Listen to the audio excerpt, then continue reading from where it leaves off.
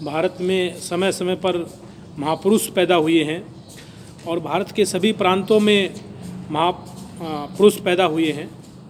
और उन महापुरुषों का जो योगदान है वो ये है कि उन्होंने भारत को संविधान दिया और भारत में लोगों को वोट का हक दिया। और भारत की जो व्यवस्था है वो लोकतांत्रिक व्यवस्था बनाई गई, ये महापुरुषों का योगदान है। और उसके अंदर सभी तबकों में, सभी धर्मों में, सभी जातियों में महापुरुष पैदा हुए हैं।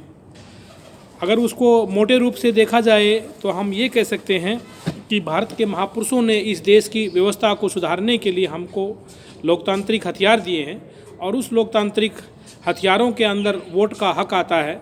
और यहाँ पर जो वोट का जो तरीका है, वोट का जो तंत्र है वो आता है। इस तरह से हम कह सकते हैं कि भारत को महापुरुषों ने जो कमज़ोर तबके के जो लोग हैं, जो बहुजन जो लोग हैं, मूल निवासी जो लोग हैं, भारतवासी जो लोग हैं, उनको एक किस्म से शिकारी बनाया। और वो शिकारी बनाया गया, वो शिकारी इसलिए बनाया गया ताकि जो जुल्मी जो लोग हैं, जो बदमाश लुटेरे किस्म के जो लोग हैं, जो कि यहाँ पर ताकतवर जो लोग हैं, जो गिरोह बनाते रहते हैं और जो गुंडागर्दी करते हैं, जो यहाँ पर षड्यंत्र रचते हैं, चाहे वो किसी भी बिरादरी जाति धर्म के जो लोग हों, लेकिन महापुरुषों ने इनको मनुवादी की संज्ञा दी है। और इनको आज के जीवन में हम इनको हिंदूवादी कह सकते हैं। इन लोगों ने यहाँ पर बाकी सभी समाज के लोगों को गुलाम बनाया है। तो बहुजन समाज के लोगों ने जो गरीबों को, बहुजनों को जो शिकारी बनाया था कि भाई ये शिकारी जो लोग हैं ये शिकार नहीं होंगे।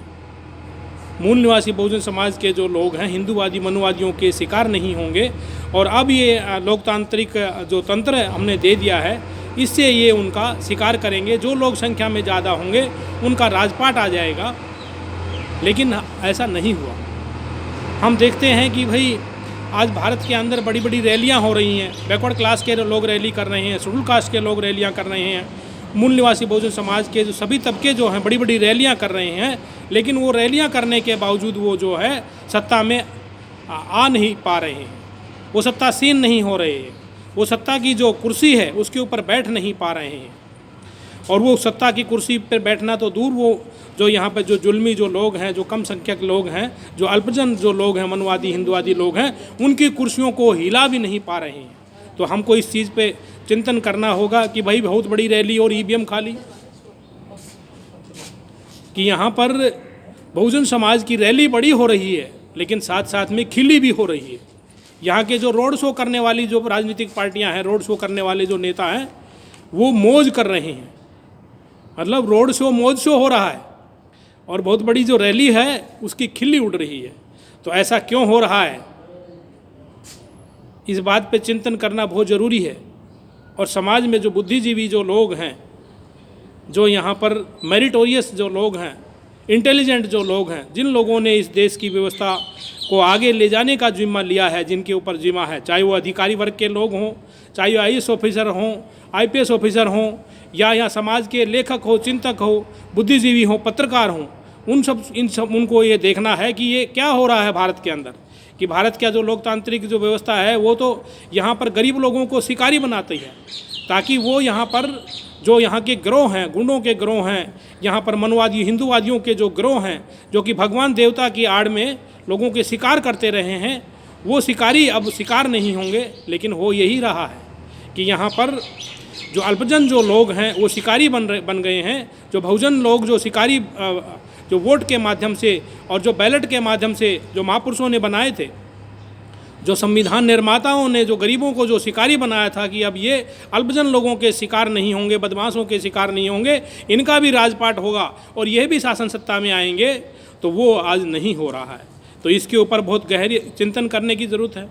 आज बैकवर्ड क्लास के अंदर जो लोग हैं वो यहाँ पर जो आर्यों के जो ग्रंथ हैं, जो हिंदू धर्म के जो ग्रंथ हैं, उनका विश्लेषण करने लगे हैं और वो जानने लगे हैं कि संस्कृत के अंदर जो बैकवर्ड क्लास के पीछे, शेड्यूल कास्ट के लिए और जो दूसरे जो इस देश के अंदर जो भारतवासी जो लोग हैं उनके लिए बुरी बुरी बातें लिखी हुई हैं। उसके बावजूद यहाँ की राजनीतिक पार्टियाँ उन ग्रंथों को मानती हैं और उन ग्रंथों द्वारा बनाई हुई व्यवस्था के आधार पर चलती है। लेकिन वो ये नहीं देखते। आज बैकवर्ड क्लास के जो लोग हैं बड़ी बड़ी चौपाइयाँ का विश्लेषण तो करने लगे हैं, लेकिन वो नहीं देखते कि उनकी जो बहन बेटियाँ हैं वो अभी आने वाला जो ये माह है मार्च, इसके अंदर वो अपनी ही बहन को जलाएंगी, होलिका दहन करेंगी।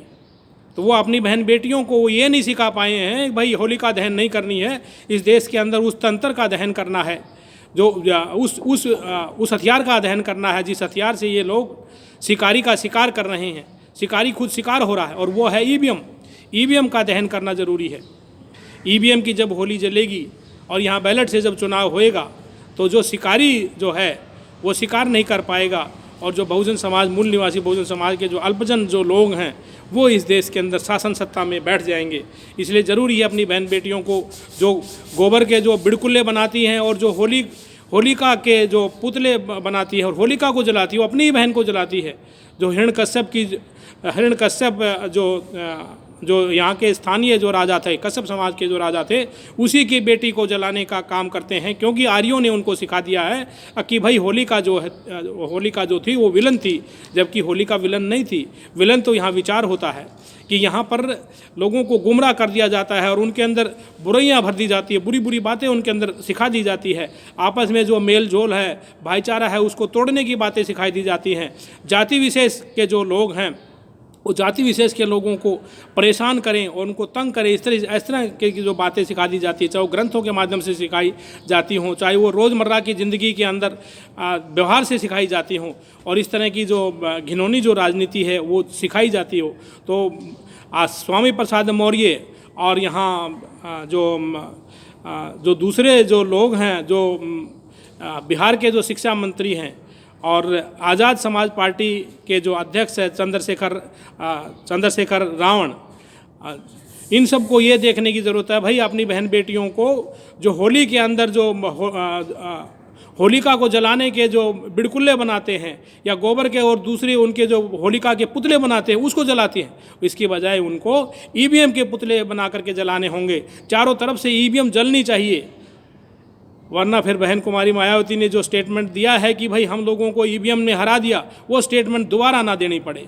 क्योंकि अब जब देश के अंदर चुनाव निष्पक्ष नहीं होगा, इस देश के अंदर पारदर्शिता से चुनाव नहीं होगा, इस देश के अंदर चुनाव यदि ईमानदारी से नहीं होगा, तो यहाँ पर जो बहुत बड़ी जो रैली है उसका जो ईवीएम खाली जाता रहेगा और यहाँ पर बहुत बड़ी रैली की जो खिल्ली उड़ती रहेगी। ये लोगों का मजाक है, ये भद्दा मजाक है कि जो रोड शो है वो मौज शो हो रहा है और जो बहुत बड़ी रैली है उसकी खिल्ली उड़ रही है। तो ये सब बहुत ज़रूरी बातें हैं, इन सब का ध्यान रखना और इन पर चिंतन करना कि भाई क्यों आज मतलब कि बहुजन समाज जो है वो चारों तरफ से तैयार हो गया है, उसके बावजूद वो सत्ता से बहुत दूर है और यहाँ पर जो शिकारी जो है उसका शिकार हो रहा है। और जो महापुरुषों ने बहुजनों के जो बड़े जो लोग हैं उन्होंने उसको शिकारी बनाया था कि अब से अल्पजन के जाल में नहीं फंसेगा। और जो बहुजन कमज़ोर जो समाज जो है और जिनको वोट का हक दिया था वो लोग यहाँ इस देश के अंदर शासन सत्ता पर काबिज होंगे, तो वो क्यों नहीं हो पा रहे। ये सारी बातें बहुत महत्वपूर्ण बातें हैं। इस वीडियो को ज़्यादा से ज़्यादा शेयर करें, इसको लाइक करें और इसको फैलाएं और भारत के अंदर लोकतांत्रिक व्यवस्था है, भारत का संविधान है, इसको बचाएं। सबको जय भीम, जय भारत, नमो बुद्धाय, खुदा हाफिज़। मैं डॉक्टर RK चमार बोध, सोशल एक्टिविस्ट, दिल्ली।